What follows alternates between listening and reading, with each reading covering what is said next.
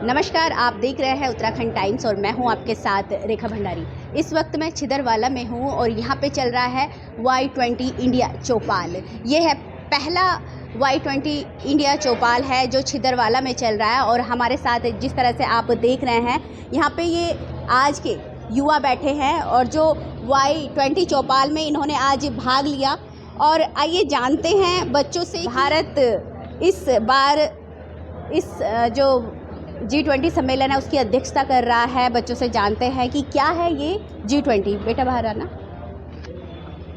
आपका नाम? सोनम कैंतरा। क्या है G20 सम्मेलन? G20 एक ग्रुप ऑफ कंट्रीज़ है जिसमें 19 कंट्रीज़ हैं और 1 यूरोपियन यूनियन है, जो साथ में सारी जो कंट्रीज़ के जो भी चीफ मिनिस्टर, जो भी मिनिस्टर्स हैं, फाइनेंस मिनिस्टर हैं, प्राइम मिनिस्टर हैं और प्रेसिडेंट्स हैं, वो साथ में कोलैबोरेट होके डिस्कस कर रहे हैं। जो वर्ल्ड लेवल पे जो भी प्रॉब्लम चैलेंजेस सारी कंट्रीज साथ में फेस करेंगे उनके सॉल्यूशन डिस्कस कर रहे हैं। और उनके वो कैसे जैसे हम देख सकते हैं कि बहुत एक कंट्री में फाइनेंशियल क्राइसिस आता है तो दूसरी कंट्री में भी उसके इम्पैक्ट होते हैं, तो कैसे उन इम्पैक्ट को रोकें, इसलिए साथ में मिलकर सारी कंट्रीज़ आ रही हैं और कोलैबोरेट करें। और जो G20 की इस बार की जो समिट है वो हमारे इंडिया में हो रही है, जिसकी प्रेसिडेंसी हमारे प्राइम मिनिस्टर, फाइनेंस मिनिस्टर और स्पोर्ट्स मिनिस्टर और मिनिस्टर्स कर रहे हैं, और जिसके अंडर Y20 भी आ रहा है, जिसमें हम यूथ का पार्टिसिपेशन इन्वॉल्वमेंट हो रहा है। इस बार की G20 को लेकर थीम क्या है, कौन बताएगा? थीम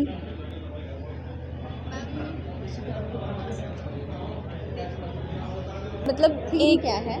देव कुटुंब है, यूनाइटेड होना चाहिए नेशन, मतलब सारी कंट्रीज़ एक साथ मिलकर डेवलपमेंट करें अच्छे से, मतलब कल्चरल डेवलपमेंट, क्लाइमेट से रिलेटेड डेवलपमेंट, हर चीज़ में मतलब अपनी राय रखे। और वैसे ही जैसे G20 है उसका गवर्नमेंट ने एक मिनी वर्जन निकाला है जो कि Y20 है, तो इसमें यूथ है जो 20 कंट्रीज़ के वो पार्टिसिपेट करते हैं, वो अपनी राय देते हैं कि वो क्या डेवलपमेंट कर सकते हैं। हम गवर्नमेंट को राय देंगे कि क्या डेवलपमेंट वो हमारे साथ कर सकती है आगे जनरेशन। जैसे कि पूरे ग्लोबल में अभी पूरा ग्लोबल किस प्रॉब्लम से जूझ रहा है? बैठिए। किस प्रॉब्लम से जूझ रहा है? सबसे बड़ी हमारी क्या प्रॉब्लम्स है? आप बताएंगे? क्लाइमेट चेंज से हो रहा है, जैसे कि क्लाइमेट चेंज हो रहा है, तो क्या क्या प्रॉब्लम्स हो रही है क्लाइमेट चेंज की? पॉल्यूशन बहुत हो रहा है, ठीक है, जैसे हमारे उसमें फ्लोरा एंड सबसे पहले ये बताइए, नाम क्या? दिया बिस्ट है। हाँ जी, 12th में। हाँ जी। जैसे कि जलवायु चेंज हो रही है, क्लाइमेट चेंज हो रहा है, जो हम अपने घर के आसपास क्या देखते हैं, बारिश समय से नहीं हो रही है। हाँ, बारिश बहुत टाइम से नहीं हो रही है क्योंकि जैसे टेम्परेचर की वजह से बढ़ रहा है, टेम्परेचर बढ़ रहा है। हाँ जी, हाँ जी। और बहुत से मतलब क्लाइमेट भी चेंज हो रहा है और पॉल्यूशन भी बहुत हो रहा है। जैसे हमारे फ्लोरा एंड फौना को बहुत हार्म हो रहा है, डिप्लीट हो रहा है बहुत डे बाय डे। हमारे उससे इंडस्ट्री सेटअप हो रही है तो उससे बहुत पॉल्यूशन हो रहा है, स्मोक हो गया, और जैसे हमारी ये व्हीकल्स हो गए इससे स्मोक की वजह से, तो हमें इन्हें मतलब सेव करके रखना पड़ेगा, वरना आने वाली जनरेशन में हमारे बहुत वो पड़ जाएगा। आपका नाम? गीता थापा। क्या लगता है जैसे कि पॉल्यूशन ज़्यादा हो रहा है, क्लाइमेट चेंज हो रहा है, पॉल्यूशन की वजह जो इंडस्ट्री लग रही है उसकी वजह से, तो क्या हमको क्या करना चाहिए इसको वो करने के लिए? सबसे पहले हम गीता थापा। सबसे पहले तो हमें जो हमारे आसपास की एरिया है वहाँ पे जो भी पॉल्यूशन होता है, जो भी हम प्लास्टिक बैग्स फेंकते हैं जिसके कारण बहुत ही ज़्यादा पॉल्यूशन होता है, उसे हमें कम करना चाहिए। और सरकार ने ये भी कहा है कि जो बैग्स है प्लास्टिक बैग उससे कम करें, लेकिन आज भी जो है दुकानों में प्लास्टिक बिक रही है। क्यों? क्योंकि पहले तो जो कस्टमर्स है वो ही नहीं मानते, वो चाहते कि हमें बैग्स मिले तभी, और हम कम से कम पॉल्यूशन करें ताकि हमारी जो अर्थ है उसको भी सेव कर सके। ठीक है, बहुत बढ़िया। पहली बात कि जो ये सब प्रॉब्लम हुई है वो इस वजह से हुई है क्योंकि हमारी जो कंट्रीज़ है वो डेवलपमेंट के उसमें ज़्यादा, हाँ, डेवलपमेंट में गई कि हमारी वो कंट्री का विकास होना चाहिए। इस वजह से उन्होंने मतलब कि ये सब क्या मतलब इंडस्ट्री में पॉल्यूशन किया, ग्लोबल वार्मिंग करी, जिससे हमारी ग्लेशियर और वो फ्लड्स आने लगे। तो इसका सबसे बड़ा कारण तो हम ह्यूमन ही है, जिसने मतलब कि ये सब किया। और नाम क्या आपका? तमन्ना बिष्ट। कहाँ पढ़ते हैं? मैं हिमालयन पब्लिक स्कूल मांजरी। हाँ जी।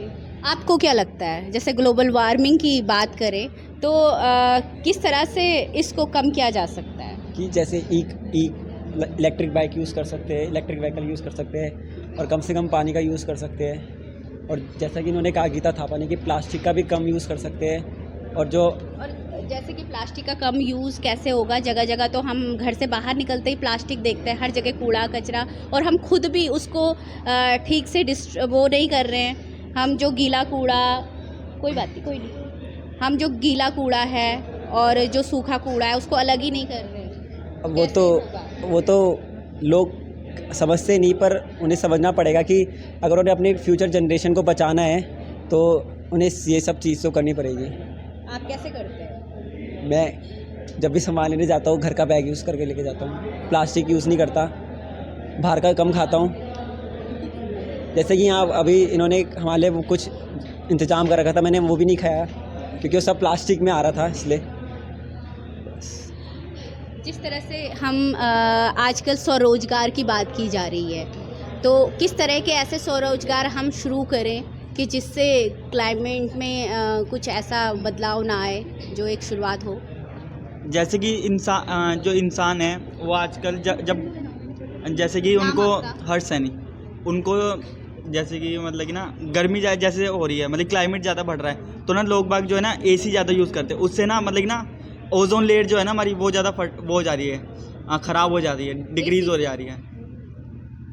और हम बस इतना ही? तो सॉल्यूशन कुछ हो?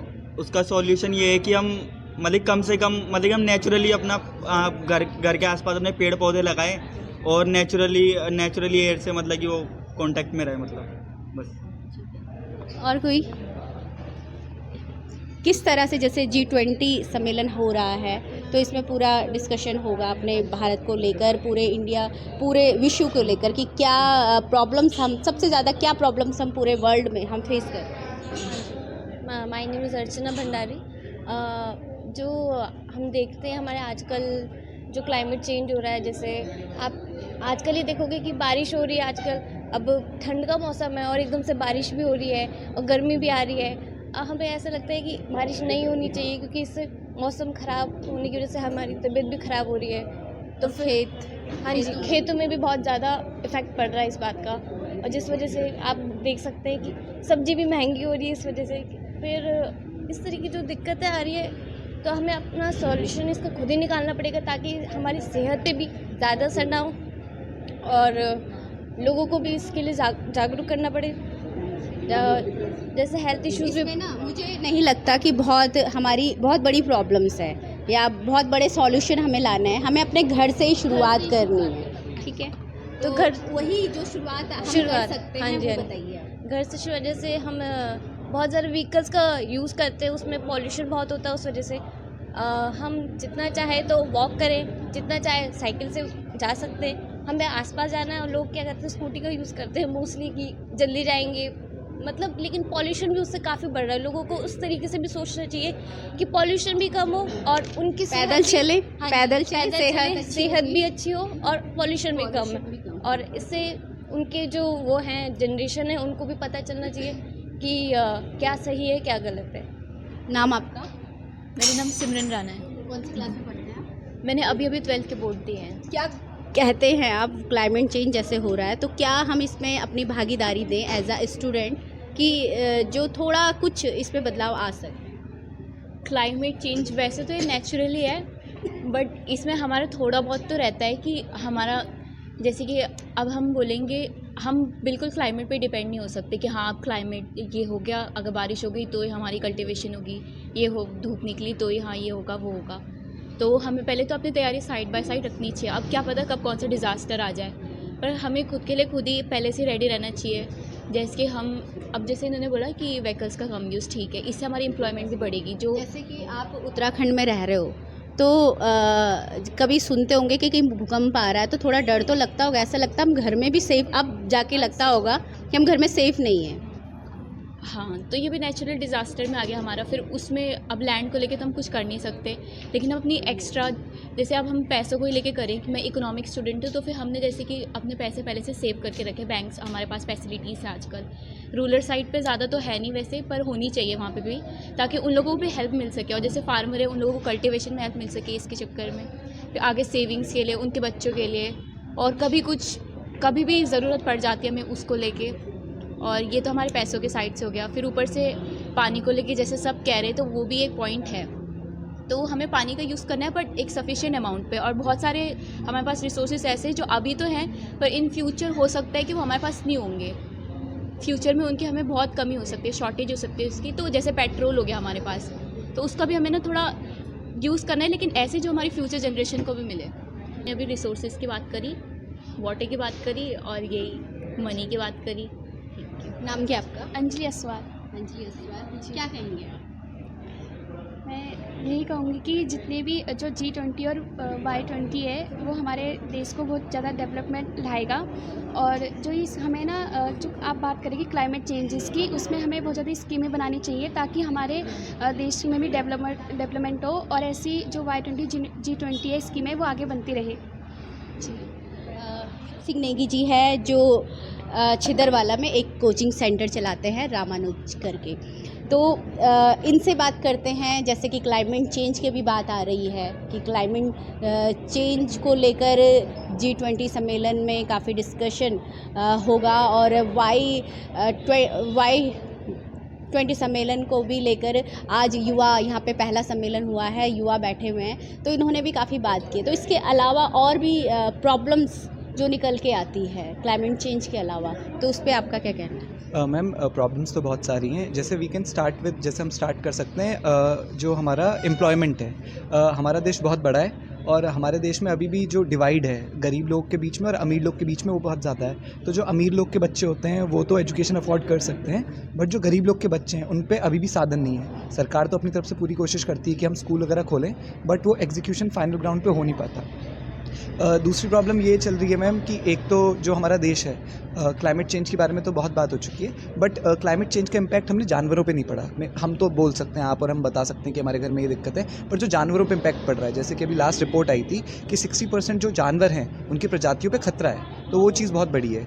और तीसरी प्रॉब्लम मैम जो आजकल है वो टेक्नोलॉजी की है। टेक्नोलॉजी का जो उपयोग है जिस तरीके से होना चाहिए, जैसे युवा हैं, बच्चों को ज़्यादा पता नहीं होता है। एजुकेशन सिस्टम भी इस तरीके का है जैसे बच्चे इंटरेस्ट नहीं ले पाते हैं। बाकी के देशों में, जैसे फिनलैंड वगैरह देशों में क्या होता है कि बच्चे 4 दिन स्कूल जाते हैं, होमवर्क का भी प्रोविजन नहीं रहता है, इस तरीके से चीज़ रहती है। बट हमारा जो एजुकेशन सिस्टम है उससे बच्चा भागता है। तो ऐसी चीज़ों की वजह से क्या है मैम, जो लोअर लेवल पे, मतलब स्टार्टिंग में ही बच्चा पढ़ने में झिझकता है, तो बाद में वो चीज़ें जाके दिक्कत देती है, और बच्चे को ये भी नहीं पता रहता कि बाद में करना क्या है। याद करना, पेपर देना, मतलब याद करी हुई चीज़ों को पेपर में लिखना, ये सब इस सिस्टम में थोड़ा दिक्कत है मैम।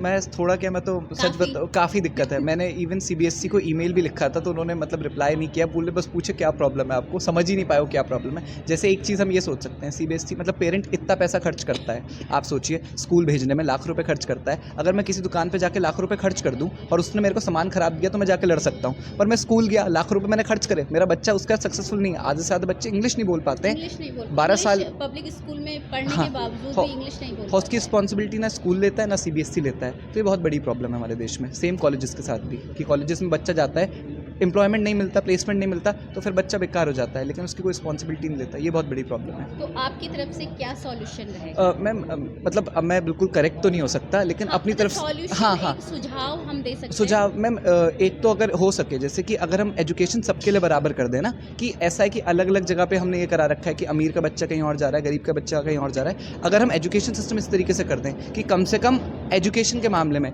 सारे बच्चों को इक्वल मौका मिल रहा है, इवन कॉलेजेस के लिए भी। अब जैसे जो बच्चा MBA के लिए 10 लाख, 15 लाख, 20 लाख खर्च कर सकता है, वो कल जाके 50-60 हज़ार रुपये कमाएगा। अब जिसके पास आज ही रुपये नहीं है, वो तो ना MBA कर पाएगा, ना वो कल रुपये कमा पाएगा। तो अगर सबके लिए कॉलेजेस किसी भी तरीके से, जैसे हमारे देश की वैसे पॉपुलेशन बहुत ज़्यादा है और इतने लोग को एजुकेशन देना मुश्किल है, पर अगर ये चीज़ हो जाए, सबको इक्वल एजुकेशन मिलने का गवर्नमेंट कुछ कर सके, तो शायद बहुत लोग का फ़ायदा हो जाएगा। और आगे की जो प्रॉब्लम्स हैं, जैसे कि एम्प्लॉयमेंट के बारे में आप क्या कहेंगे? एम्प्लॉयमेंट के बारे में, जैसे मतलब मतलब किस तरह जैसे एम्प्लॉयमेंट कहते हैं कि जॉब नहीं लग रही है, ये सब चीज़ें? मैम एम्प्लॉयमेंट के लिए मतलब अगर गवर्नमेंट नए सेक्शंस निकाले तो मेरे हिसाब से बहुत कुछ हो सकता है। जैसे अभी भी बहुत सारी चीज़ें नहीं है, जैसे रोड का आप देख लेते हैं, आप कहीं पे भी जाओगे आपको रोड में बहुत सारे फॉल्ट मिलेंगे, आपको इलेक्ट्रिसिटी में बहुत सारे फॉल्ट मिलेंगे। एक तरफ तो हम गवर्नमेंट सर्विस नहीं दे पा रही है, ऊपर से लोग के पास एम्प्लॉयमेंट भी नहीं है, मतलब काम भी है और लोग भी भूख मतलब लोग काम भी करना चाह रहे हैं, बट दोनों ही चीज़ें खाली हो रही हैं। वेट अगर करना चाहे तो मतलब हो तो बहुत कुछ सकता है, लेकिन प्राइवेट आजकल स्किल मांगता है, फिर से घूम फिर के बात वहीं आ जाती है कि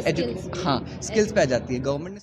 ये थी युवाओं की G20 को लेकर प्रतिक्रिया। छिदरवाला के युवा काफ़ी अवेयर हैं G20 को लेकर और अपने देश और विश्व में क्या दिक्कतें हो रही है, क्या समस्याएं हो रही है और क्या इनका समाधान होना चाहिए। ये थी उनकी प्रतिक्रिया। इसी तरह से देखते रहिए उत्तराखंड टाइम्स।